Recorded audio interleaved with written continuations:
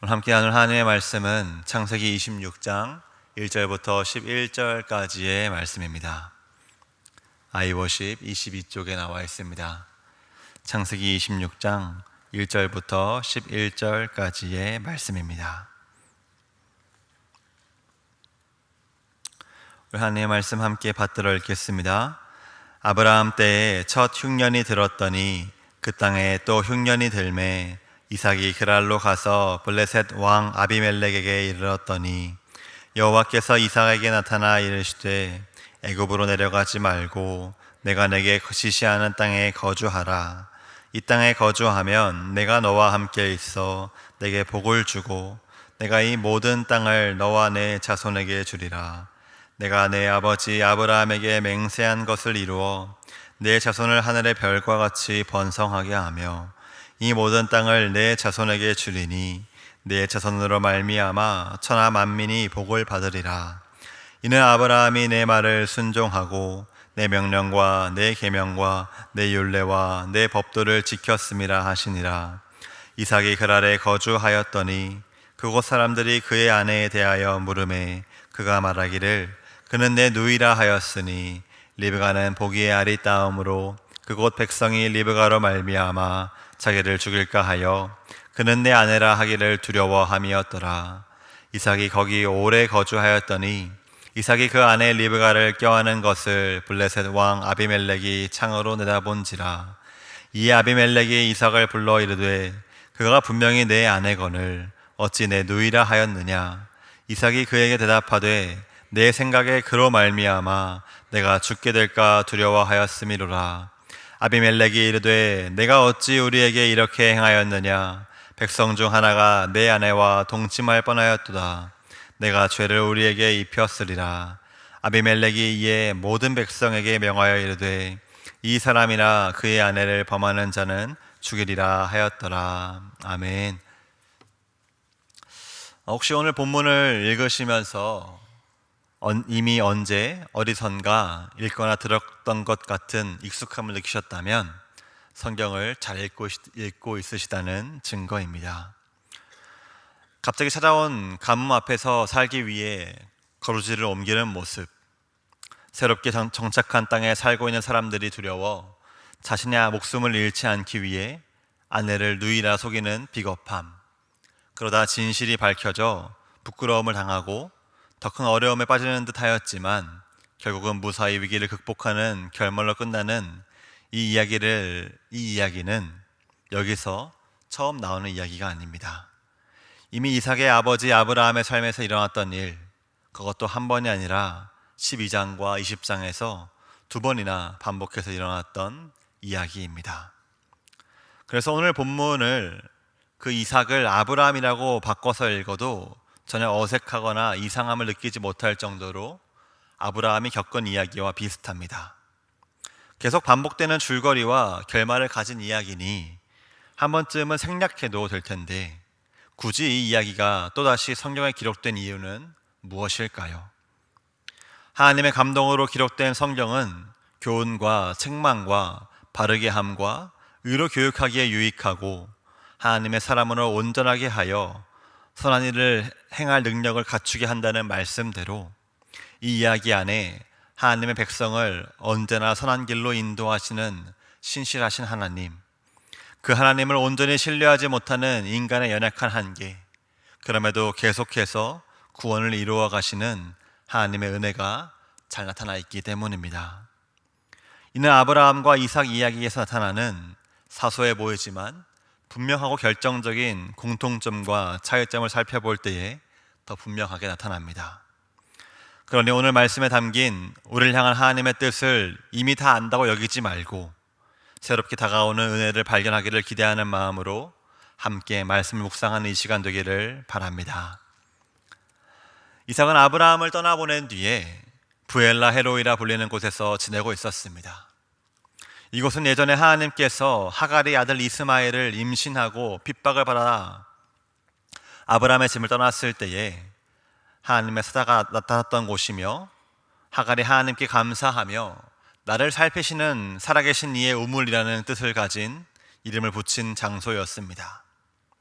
이렇게 하나님께서 살피시고 응답하신다는 의미를 담고 있는 장소에 살고 있을 때 이삭의 가정에 큰 흉년이 찾아옵니다. 그리고 이삭은 살기 위해 가롯들을 이끌고 블레셋 왕 아비멜렉이 다스리는 그랄이라는 도시로 옮겨가죠. 의미심장한 부분은요, 흉년이 찾아왔을 때에 이삭이 하나님께 기도했다는 기록이 나와 있지 않다는 것입니다. 이는 아버지 아브라함이 가뭄 앞에서 보였던 모습이기도 합니다. 우리가 잘 알다시피 이삭은 이전에 자신과 리브가 사이에 자식이 없을 때에 여호와 하나님께 간구하였고 그 응답으로 쌍둥이를 얻었습니다. 그보다 이전에는 아브라함이 이삭을 바치려 했을 때 하나님께서 개입하셔서 다른 제물을 준비하심으로 목숨을 건지는 응답하심도 경험하였습니다. 그리고 그는 지금 브엘라 헤로이라는 하나님께서 살피신다는 뜻을 가진 곳에서 머물고 있습니다. 하지만 그럼에도 이삭은 어려운 순간에 하나님께 기도하거나 하나님의 도우심을 구하지 않고 그저 새로운 터전을 찾아 길을 떠나기로 결단합니다. 그런데 그랄에 도착한 뒤에 얼마 지나지 않아 이삭은 또다시 애굽으로 내려가려는 계획을 세웠던 것 같습니다. 아마도 그랄은 결국은 비에 의존해야 하는 가나안 땅에 있으니 가뭄의 영향을 받게 되는 것은 시간 문제라 판단하고 강이 있어 물이 풍부한 애굽이 더 살기에 좋겠다고 판단한 것 같습니다. 바로 그때에 하나님께서 이삭에게 나타나시고 말씀하십니다. 우리 2절 말씀을 함께 읽도록 하겠습니다. 여호와께서 이삭에게 나타나 이르시되 애굽으로 내려가지 말고 내가 내게 지시하는 땅에 거주하라. 아멘. 세번역 성경은 이 하나님의 말씀을 이집트로 가지 말아라, 내가 너에게 살려고 한 이 땅에서 살아라 라고 번역하였습니다. 하나님께서는 이삭의 그럴싸해 보이는 계획, 살기 위해 당연히 내릴 수 있어 보이는 계획을 막으십니다. 그렇게 하지 말라 말씀하시며 대신 하나님께서 머물라 살라 말씀하신 이 땅에서 계속 지내라고 말씀하십니다. 그러면서 아브라함에게 하셨던 약속을 이삭에게도 똑같이 말씀하십니다. 하나님의 약속을 믿고 순종할 때에 하나님께서 함께 계시며 복을 주셔서 땅과 자손을 주시겠다는 약속 말입니다. 하나님의 말씀을 듣는 이삭은 이전에 아브라함이 취했던 반응과는 다른 반응을 보입니다. 6절 말씀을 우리 함께 읽도록 하겠습니다. 이삭이 그랄에 거주하였더니. 아멘. 여기서 이삭과 아브라함이 하나님께 보인 반응의 차이가 나타납니다. 이삭은 하나님께서 자신의 계획을 막으시며 대신 하나님께서 준비하신 길을 따르길 요청하였을 때에 아무런 불평 없이 하나님의 계획을 따릅니다. 애굽으로 가려는 계획을 포기하고 말씀하신 대로 성취하신 하나님, 신실한 하나님을 신뢰하며 그대로 그랄 땅에 머물기를 선택합니다. 어쩌면 5절에 기록된 하나님의 말씀, 아브라함이 하나님께 순종하였을 때 누렸던 복이 떠올랐을지도 모르겠습니다. 아니면 예전에 아브라함이 지난 자신의 잘못을 회상하며 이삭에게 그러지 말라고 당부했던 것이 떠올랐을지도 모르겠습니다. 어찌됐든 이삭은 처음에는 자신의 소견에 옳은 대로 행동하였지만 하나님 말씀에 귀 기울이고 돌이켜 하나님의 뜻과 계획을 신뢰하며 소망 중에 인내하는 성숙한 하나님 백성의 면모를 보여줍니다. 그리스도인이 마땅히 보여야 할 아름다운 태도, 본이 되는 성도의 모습을 보여줍니다. 만약 이야기가 여기서 끝났다면 얼마나 아름다웠을까요? 하지만 이야기는 계속해서 이어집니다. 이삭이 그랄 땅에 머물길 선택하였을 때 그랄 사람들은 이삭의 과정에 관심을 가집니다. 먼 곳에 살던 나그네가 불쑥 찾아와 이웃이 되었으니 당연한 반응이었겠죠. 그런데 이삭은 그런 그랄 사람들에게 아내 리브가가 자신의 누이라고 소개합니다. 리브가가 너무 아름다웠기 때문에 리브가를 자신의 아내라 소개하면 혹시나 그랄 사람들이 자신을 죽이고 리브가를 빼앗아 갈까 두려워 내린 결정이었습니다. 이는 예전에 아버지 아브라함이 보였던 반응과 같은 반응이기도 하죠. 앞서 말씀드린 대로 분명 이삭은 하나님의 약속을 믿었습니다. 하나님께서 주시겠다 말씀하신 복은 결과적으로 반드시 주어질 것이라 신뢰하였습니다. 하지만 이삭은 하나님의 약속이 이루어지는 과정은 하나님께 온전히 맡기지 못했습니다. 하나님의 함께하심과 보호하심을 믿지 못하고 매일 동행하시는 하나님을 신뢰하지 못하고 인간적인 지혜와 방법으로 위기를 돌파하고자 하였습니다. 그런데 아이러니하게도 두려움 속에서 목숨을 건지기 위해 지혜를 짜내 했던 이 말이 오히려 이삭을 더 큰 위험에 빠뜨릴 뻔했다는 것이 이내 밝혀집니다. 어느 날 블레셋 왕 아비멜렉이 이삭과 리브가가 껴안고 있는 모습을 보고 이삭을 부릅니다. 그리고 그랄 백성 중 하나가 리브가가 정말로 이삭의 누이인 줄 알고 그녀를 아내로 맞이할 뻔했다고 말합니다. 아비멜렉은 하마터면 우리에게 죄를 입힐 뻔했다고 이삭을 책망하면서 이삭과 리브가를 해치지 말라고 백성들에게 엄히 명령합니다. 이삭의 걱정과는 달리 그랄 사람들은 나그네를 대접하고 있습니다.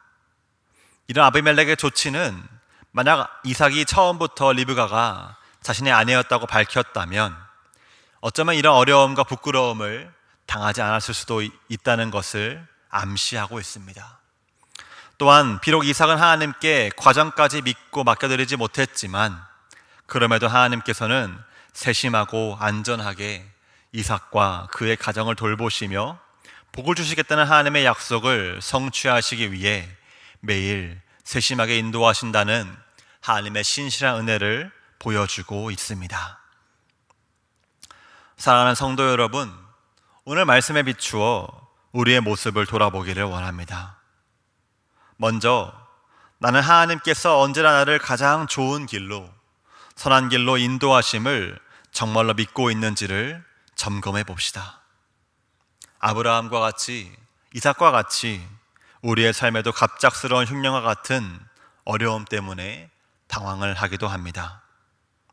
어쩌면 오랜 시간 기도하고 있는 제목이 있는데 하나님께서 안 된다며 나의 뜻과 계획을 막으시고 돌아가게 하시는 것처럼 느껴져 낙심하고 답답함 가운데 있을지도 모르겠습니다.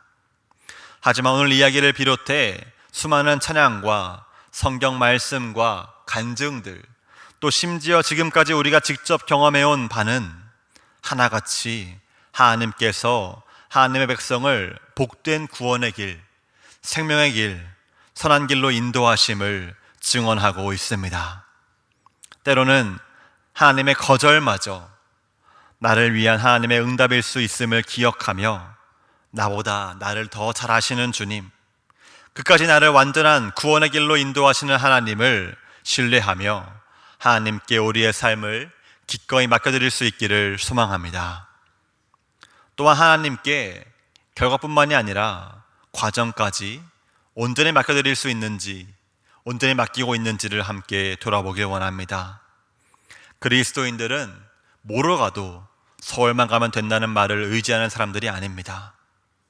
과정이 어쨌든 상관없이 좋은 결과만 얻으면 된다고, 그 결과를 얻은 뒤에 하나님께서 도우셔서 여기까지 왔다고 말하면 하나님께서 기뻐하시고 만족하실 거라 여기며 세상의 욕심과 방법을 따라 사는 사람들이 아닙니다.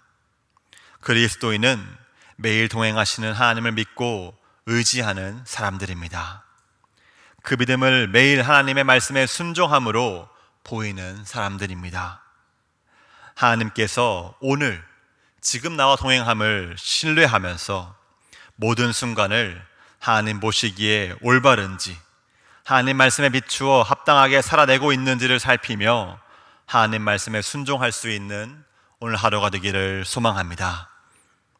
하나님의 백성을 선한 길로 인도하심을 신뢰하며 인내할 수 있고 순종과 의로움을 행하여 하나님께 영광 돌리는 오늘 하루가 되기를 주님의 이름으로 축복합니다.